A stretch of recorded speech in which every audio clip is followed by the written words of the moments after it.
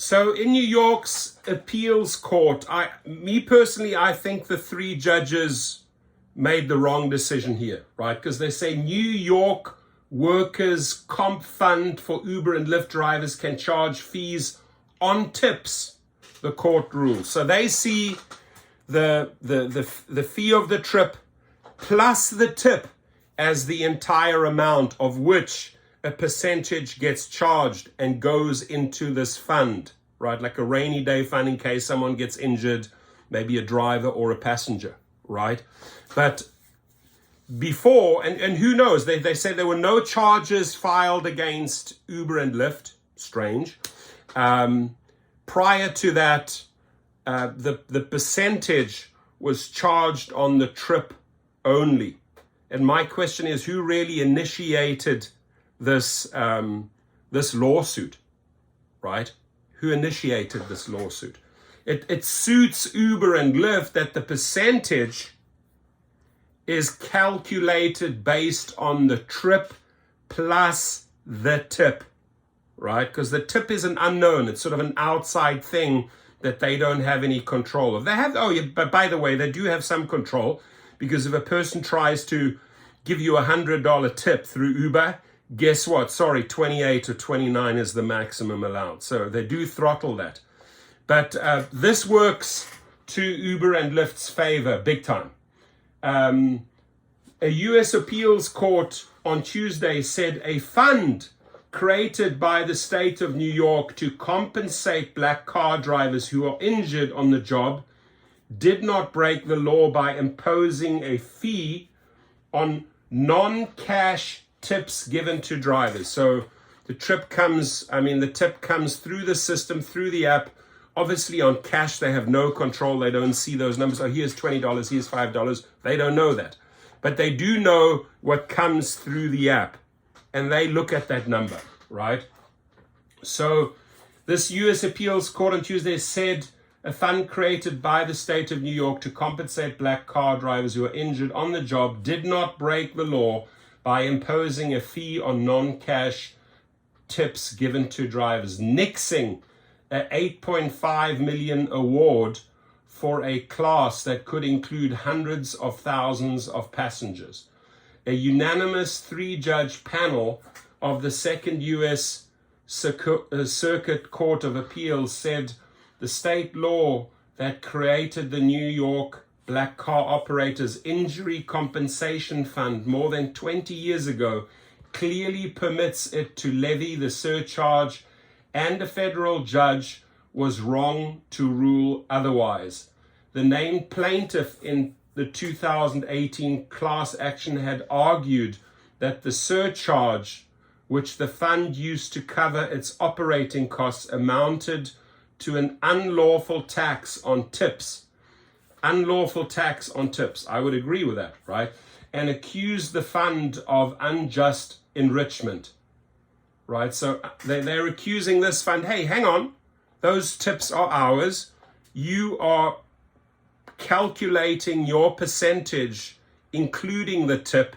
You are unjustly enriching yourself. Ladies and gentlemen, those tips are 100%. Let me reiterate this. Hands off the tips, right? Even the government, I don't care who you are, Republican or Democrat, stay out of our tips. Uber and Lyft, DoorDash, stay out of our tips. This is an appreciation, whether it's paid through a MasterCard or a debit card or a Visa, or American Express or cash. This is your money. This is a thank you. This is a gift, right? Why on earth are you putting your hands in our cookie jar? It's wrong, and it amounts to a lot of money. Why on earth are you throttling or, slowing down $100 tip that we were supposed to get and only allow $28 to come through? I mean, it drives me nuts. It drives me nuts that they try to throttle your tips, or that they try to steal a percentage of your tips. It's wrong on every single level. And by the way, we get to stand up and protest, right? We get to stand up and protest on February the 14th, right? Stay away from however you want to make your banner, and we're going to hit all these airports. A person said to me yesterday, just a quick thing here.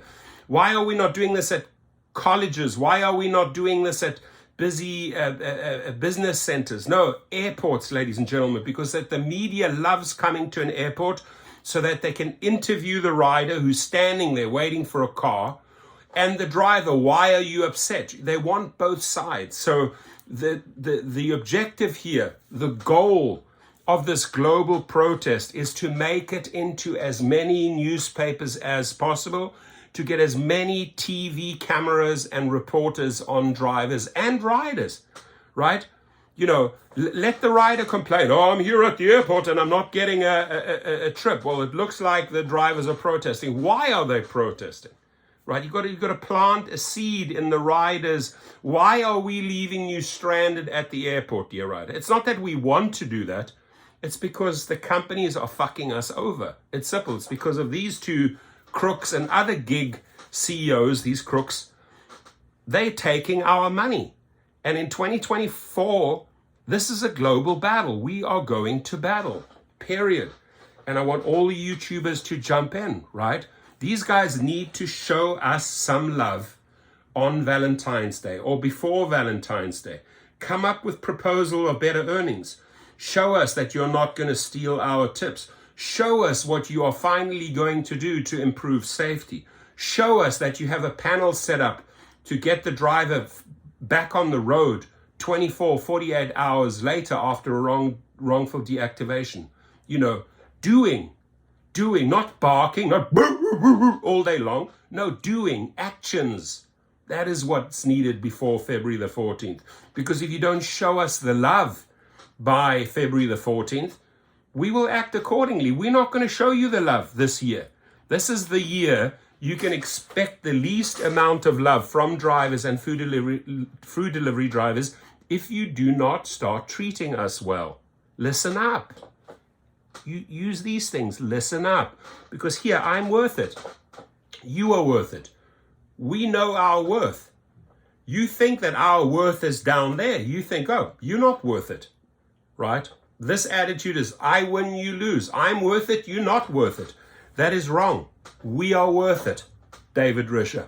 We are worth it. I would like you to use those words. Come out and say, yes, we acknowledge the driver. They are worth it. They are worth investing into. Invest into us, and we will invest into you. But keep on kicking us. Keep on pushing us off the cliff. Watch what happens. It culminates in a pressure cooker. We don't have to resort to violence. It's the last thing we have to do. We have to hit them where it hurts them most, right? He certainly did that on New Year's Eve. He hurt us with that glitch, right? We could not access our money. So look how much pain he inflicted. We can inflict the same type of pain, ladies and gentlemen, in their bank accounts, right?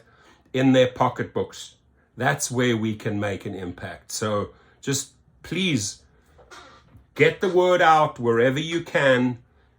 Comments all over in Facebook, and tweet it. February the 14th. Show some love. Because if you don't show love on these 4 items here that we are fighting for, then our love is going to come less and less and less throughout 2024. Right? It's not difficult. It really is not difficult. Now I'm just trying to find the, here it is. So the fund, which is a non-profit corporation, why is a non-profit corporation dipping into our tips? And who put this in place? Oh, it was put in place 20 years ago. Stopped imposing the 2.5% surcharge on non-cash tips in February 2021. And currently, oh, here we go. This is what it's all about. This all makes sense. This one line here, right? Listen to this. The fund, which is a non-profit corporation, right, stopped imposing the 2.5% surcharge on non-cash tips. So anything that was paid through a credit card, a tip, they stopped taking the 2.5% out, as it should be. in 2021. So that, I believe, was done correctly. But then in February 2021, it started, so surcharge on non-cash tips in February 21, but currently levies a 2.75% fee on fares. So if they're putting now the 2.75 just on the fares, guess who screamed foul? Uber and Lyft, of course, right? They want the 2.75, including the tips, so that they get less out of their fare amount that they receive. So the people that must be behind this, or the only ones that can be behind this, and that were not charged in this, are the big companies, Uber and Lyft. So thank them for this. So the fund's largest members are Uber and Lyft, according to filings in the case. Lyft paid the surcharge on non-cash tips directly to the fund, while Uber collected it from customers. The companies are not involved in the lawsuit. Lawyers for the plaintiffs did not immediately respond to requests for comment. Ira Goldstein, the fund's executive director, in a statement said the Second Circuit ruling makes clear that the fund acted in accordance with state law. So, just another way for Uber and Lyft to fuck over New York drivers. Your comments, please. Thank you.